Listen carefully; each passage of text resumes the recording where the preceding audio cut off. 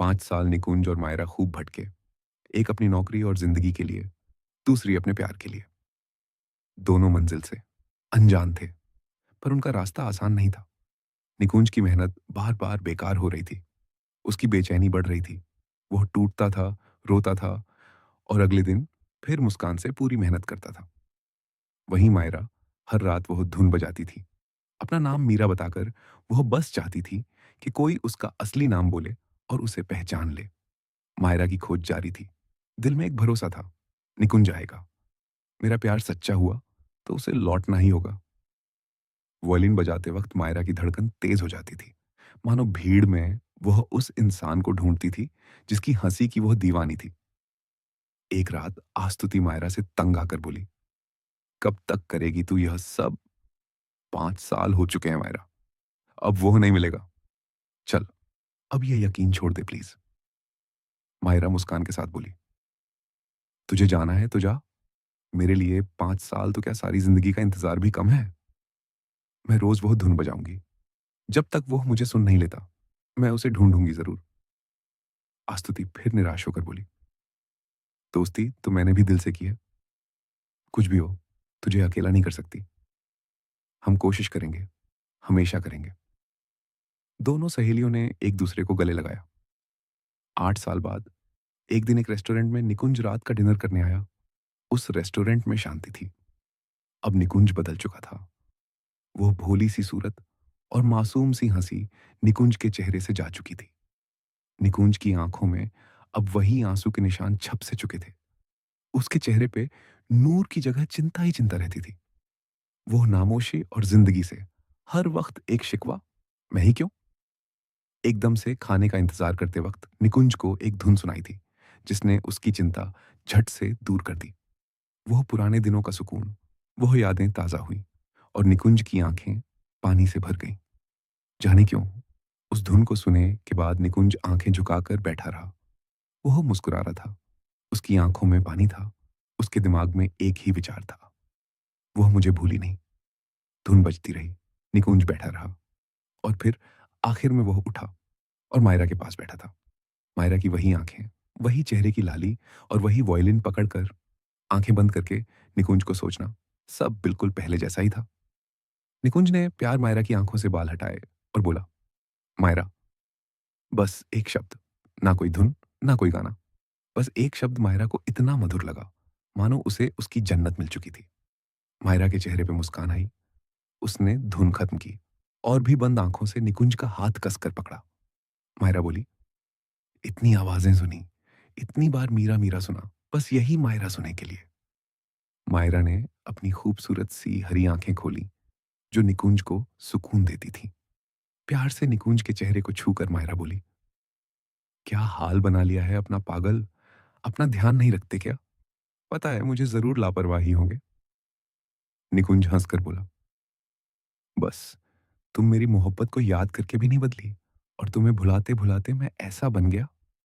मायरा, तुम अपनी आंखें हिला क्यों नहीं रही? इतनी स्थिर आंखें। निकुंज ने प्यार से मायरा का चेहरा छुआ और मायरा मुस्कुराकर बोली, बस तुम छोड़ गए तो भगवान ने मुझसे मेरी आंखें ही छीन ली। गाड़ी में तुम्हारा हंसता चेहरा देखा था, वही मेरा आखिरी नजारा था। निकुंज हैरान हो गया और रोने लगा। इतनी बड़ी बात से अनजान मैंने तुम्हें छोड़ दिया। मैं कैसे इतना बुरा बन गया? मैं कितना गलत। मायरा ने प्यार से निकुंज को टोकते हुए उसके मुंह पर हाथ रखकर बोली, गलती सिर्फ एक ही की थी तुमने, और वो थी कि तुम मुझे अपने साथ नहीं लेकर गए। बाकी और कोई गलती ना तुमने की और ना ही मैंने देखी। ये धुन मैंने याद रखी, इस भरोसे से एक दिन मैं तुम्हें हासिल कर लूंगी। आज मेरी मोहब्बत मुझे मिल गई। बस अब कोई शिकवा नहीं, चाहे अब भगवान भी मुझे बुला लें। निकुंज ने रोते हुए मायरा को कसकर गले लगाया और बोला, ऐसा नहीं बोलते मायरा, किसी को इस कदर मोहब्बत करके अकेला नहीं करते। दोनों निकुंज और मायरा खूब रोए, मानो वो 8 साल का सारा दर्द झलक गया। आस्तुति भी उन दोनों को देखकर रोने लगी। 2 से 3 दिन बाद मायरा और निकुंज ने शादी कर ली। एक सादी और आम सी शादी, जिसमें प्यार की कोई सीमा नहीं थी। उसी शहर में बसकर निकुंज और मायरा ने अपना जहान बनाया। 1 साल बाद निकुंज और मायरा के घर एक बेटी हुई जिसका नाम उन्होंने निशा रखा। निशा बेहद प्यारी और गोलू-मोलू सी थी। उसके पास अपनी माँ जैसी आँखें और पिता जैसी मुस्कान थी। अब निकुंज को एक अच्छी जॉब मिल चुकी थी। भटकने से बेहतर अब निकुंज एक जॉब पर टिक कर काम करने लगा। मायरा के साथ निकुंज की बेचैनी खत्म हो चुकी थी। हर पल में अब सुकून था, प्यार था। मायरा बिना आंखों के भी अपने पति की हर अदा समझ लेती थी। मायरा की आंखों का इलाज करवाने के लिए निकुंज ने पैसे इकट्ठे किए और इलाज होने के बाद मायरा की उन्हीं हरी आंखों में दोबारा रोशनी आ गई। इलाज के बाद मायरा ने सबसे पहले अपने पास बैठी निशा के बजाय अपने हंसते निकुंज को देखने की इच्छा जताई। निकुंज मुस्कुराकर बोला, देख लिया अपना पसंदीदा नजारा? मायरा हंसती हुई बोली, जो देखकर आंखों की रोशनी गवाई थी वही देखकर दोबारा दुनिया देख ली। मेरे माता पिता ने भी मेरा इलाज करवाना चाहा था, पर इलाज की तड़प मुझे तब हुई जब मेरा नजारा मुझे मिल गया। निकुंज की बिखरी जिंदगी धीरे धीरे स्वर रही थी। एक दिन निशा को पार्क में खिलाते हुए एक आदमी निकुंज के पास बैठा और बोला, तुम आज भी वही हो, वैसे ही हो निकुंज। मुझे देखो, मैंने पापा की सारी दौलत खत्म कर दी और आज अपनी पत्नी के साथ भटक रहा हूं। मेरी मदद करोगे निकुंज? निकुंज ने अपने पास बैठे निखिल को देखा, जो अब पूरी तरह बदल चुका था। उसकी सूजी आंखें, पतला सा शरीर और ढलता सा रंग। निकुंज थोड़ा मुस्कुराकर बोला, उस दिन बड़े दिल से बेइज्जती की थी मेरी।